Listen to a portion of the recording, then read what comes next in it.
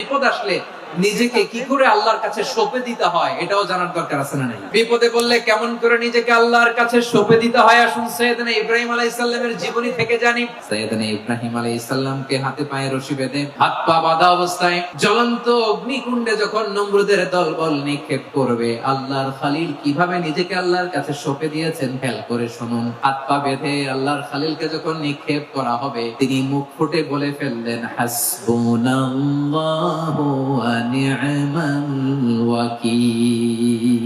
আমার জন্য আল্লাহই যথেষ্ট, তিনি আমার সবচেয়ে বড় গার্ডিয়ান, তিনি আমার সবচেয়ে বড় অভিভাবক। প্রাণের ভাইয়েরা খেয়াল রাখবেন, কোন বান্দা তার হাতে থাকা সব চেষ্টাটুকুন করার পরে মুখ ফসকে মুখ দিয়ে যখন বলে ফেলে হাসবুনাল্লাহ, বান্দা যখন হাসবুনাল্লাহ বলে ফেলে, ওই ব্যাপারটা ডিল করার দায়িত্ব স্বয়ং আল্লাহ আরশের উপর থেকে নিয়ে নেয়। নিক্ষেপ করা হলো সাইয়েদনা ইব্রাহিমকে অগ্নিকুণ্ডলিতে। হাজার হাজার মানুষের দৃশ্য দেখার জন্য জড়ো হয়েছে এরকম বিশাল ময়দানে। কিন্তু কি অবাক করার ঘটনা, সবাই ভয় পাচ্ছিল, না জানি কি হয়ে যায়। আল্লাহর খলিলকে যখন আগুনের কুণ্ডলিতে নিক্ষেপ করা হয়, আল্লাহর খলিল ইব্রাহিম আগুনের কুণ্ডলীর মধ্যে বসে বসে মানুষগুলোর দিকে তাকিয়ে হাসতে শুরু করে দেয়। কারণ আকাশ থেকে রব্বুল আলামিন স্পেশাল ভার্ডিক্ট নাজিল করেছেন, জান্নাতের গুল বাগিচা হয়ে যা। বান্দা যখন মুখ দিয়ে বলে হাসবুনাল্লাহ,